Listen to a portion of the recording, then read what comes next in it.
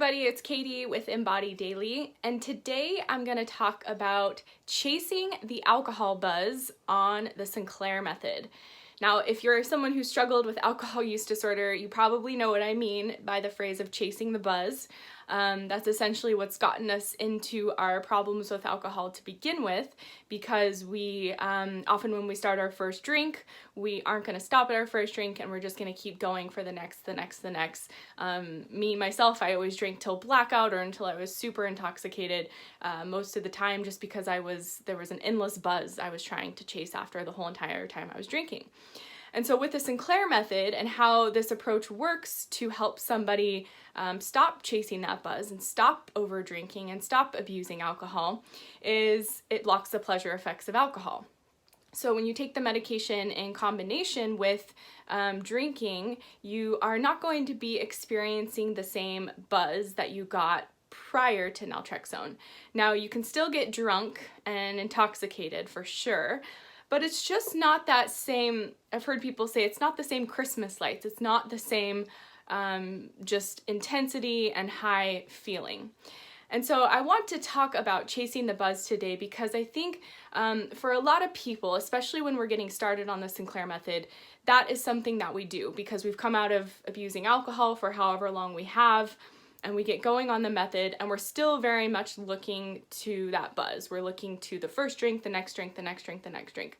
And ideally, what is supposed to happen over time with the Sinclair Method is that because the pleasure effects from alcohol are blocked and we're not getting that same rush of reward that we got before, over time, with repeated use of the medication and drinking on the medication, somebody will be able to realize that they're not getting the same pleasure from alcohol. So it's kind of like an anticlimactic experience. Like, drinking starts to feel less like this thing that's just giving you all these superpowers and more like, like for me, like wine just started to taste like alcohol and vinegar, and the buzz just felt awkward and uncomfortable.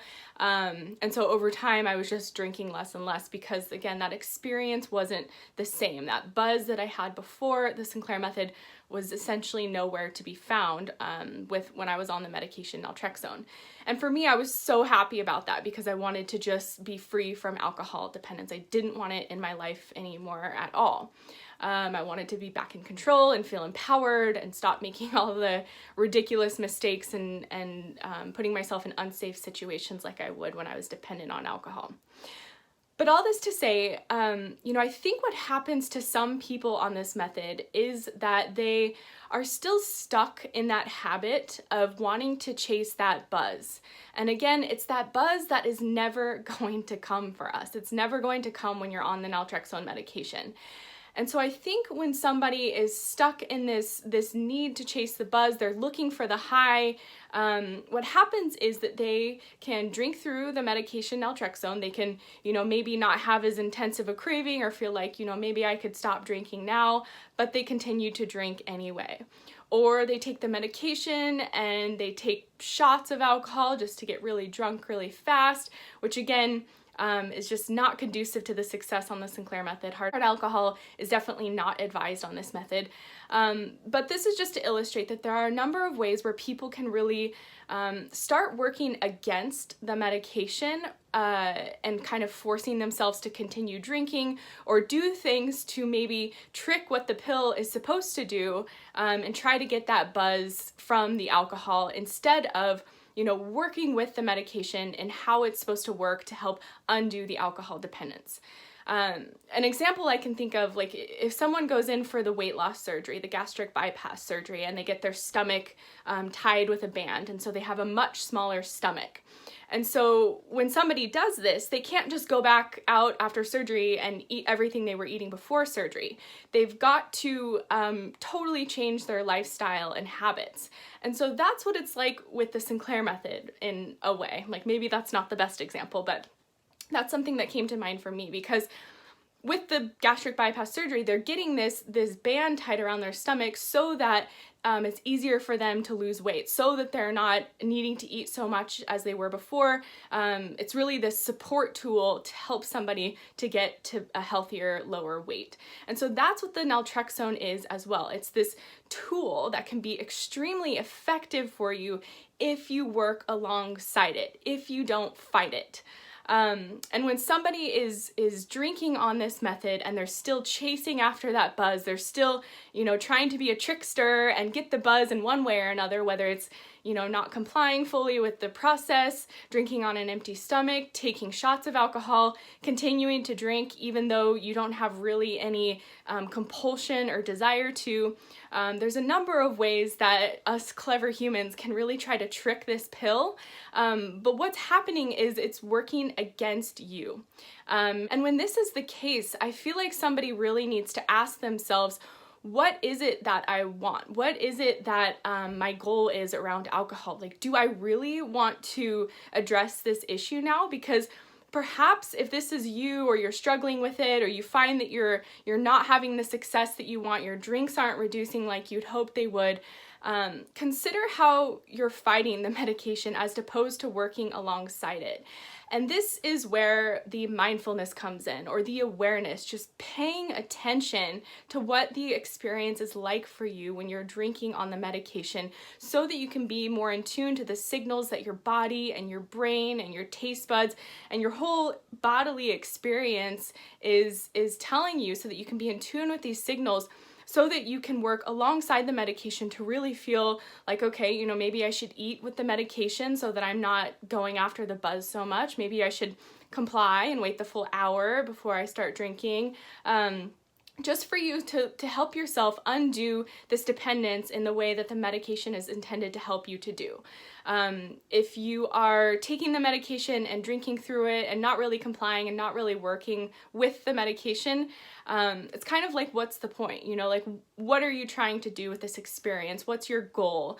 And that's okay too. Like, if you're not ready to make this commitment to be on the Sinclair Method and truly change your relationship to alcohol in a way where, yeah, you're not going to get the same buzz that you got before, you're probably not going to have that same like drunken, fun, crazy night out. I don't know if you would want that even, but it's not going to be the same thing. And if you're not ready to let go of that, and the Sinclair Method allows you to let go of it slowly, perhaps you're just not ready for it right now, and that is totally okay too.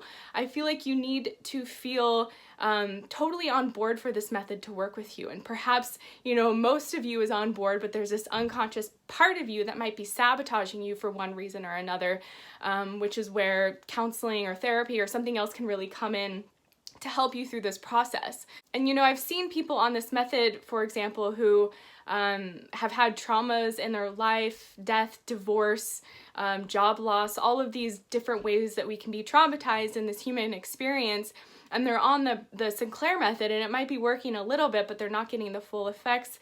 And really what's happening is that they're drinking still to really mask or cope with the trauma that they've gone through. And so the Sinclair Method is by no means just a quick fix pill that's going to fix everything for you. The reasons we drink are very varied and very deep and individual. And so there's an emotional aspect, a spiritual aspect, a history with our childhood, psychologically, mentally, physically, all of these different components that play into why somebody has an alcohol use disorder, that cannot all be fixed with just by taking a pill, especially if you're working against the pill and not doing everything you can to really set yourself up for success with this method. So if you're somebody who is going through this right now, you've been on the method, you're not seeing the results that you were hoping to see, realize that it's not a quick fix, easy process, that the pill and this process can definitely help you along, just like somebody getting gastric bypass surgery. That surgery is definitely going to help them. but you also have to work alongside it to allow it to help you and stop fighting it. And if you are fighting it, then, that's okay. Maybe it's not time for you right now. Maybe you just need to go through this experience of fighting it for a while until you finally surrender and realize, okay, I'm ready to give up my relationship to alcohol, or at least give it up in the way that I've known it to be, which is me using it in a way to numb or cope or be destructive or just because I'm bored. And I've made other videos about this, but it's so important then, in addition to what you're doing while you're drinking with the mindfulness and the awareness and setting yourself up for success by not drinking hard alcohol, eating when you take your medication and drink on the medication, paying attention, incorporating water in between your drinks, really tuning into your body to see, do I really want another drink, or could I not have another drink? Tons of ways that you can really be with yourself through this whole experience. So that's extremely important in finding success on the method. But on the other side of it, it's also extremely important to build your life back up beyond drinking, because for so many of us, our days and lives revolved around alcohol. I know for me, I'd be looking at the clock waiting till 5 when I could race home and start my wine ritual that I had every single evening. I was really living for that. And so I didn't really have anything else in my life to occupy my time, to make me feel fulfilled, make me feel like I had meaning in my life. And we have to build that back up for ourselves. Otherwise, we're just going to be stuck in this place of kind of discontentment, not knowing what to do. We're losing alcohol, which for most of us has been a huge part of our lives, a relationship we've been in for years or decades. I've told people it felt like I was breaking up with somebody that was no good for me, but I loved or something, it was this process of undoing. And so we've got to really work alongside the medication and work through this process with awareness, but also with extreme kindness toward ourselves and curiosities about who we are and who we want to be. And building my life up beyond alcohol addiction, I've said in so many videos, I had to start really small because I was too insecure and just not ready to take on anything big or massive, or I didn't even know what to do with myself, really. I just remember being like, what do I do now? I don't want to drink. What do I do now? And that can be a really scary place for people to be. And so many times I'd be like, screw it, I'm just gonna drink, take an Naltrexone and drink, and it's really easy to stay there. And if you're there right now and you feel stuck there, don't worry, it can be really easy to be stuck there. Sometimes we have to be stuck in a place long enough to let our discomfort grow to a level where we're finally ready to take action with it. So perhaps you're at a place where your drinking has reduced enough and you feel complacent or happy with that, and you don't really have the motivation to decrease it more, but maybe you think that you should because others are, and we're all going after extinction and let's race to extinction, all this stuff. But it's not a race, the Sinclair Method. Everyone's journey is totally unique and individual to them. And so it's not like you have to keep getting success after success week over week necessarily. If you're in a place where you're drinking and you're somewhat happy with it, maybe you could do better, but you're not ready to right now, heck yeah, stay there. Don't force yourself to do anything more than where you are. There's a lot of healing that can happen in this process, even when we're still drinking a lot, especially when we have the right intention around why we're doing this and the awareness around the whole experience of it all. And at every single moment, every single drinking session, every single alcohol-free day, just really going deep within and asking yourself, who am I? What do I want to do? Who do I want to be? What has drinking meant to me? Where do I see myself in the future with drinking? What is your whole intention with even being on this method? What are you looking to get out of it? And so often I see people in the Facebook Sinclair Method Warriors community where they've achieved success on this method and they feel really good, but they just don't know what else to do with their time, or they have no motivation to do anything else. They know they could do this, this, and that, but they just have no drive to do it. And that's something that can just take time to really discover, who am I and what is it else that I want to do besides drinking.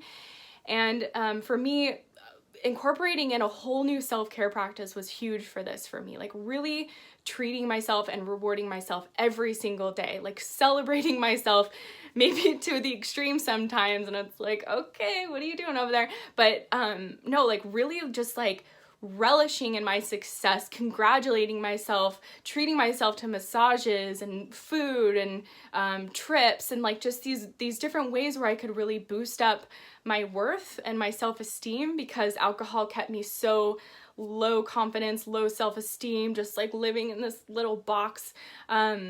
But to start at a place where something feels easy to you. It's not like this huge feat, like, oh, I gotta go out and learn this instrument because I used to be good at it. And, you know, let's just make it something fun. What's something that's really easy for you to go do right now or tomorrow, where you can start to build yourself back up beyond your alcohol addiction. Like, go treat yourself to a massage, a pedicure, a trip, a fancy dinner. Like, just treat yourself, indulge. And that's gonna get you out of this pit of wanting to just stay stuck in the grips of alcohol.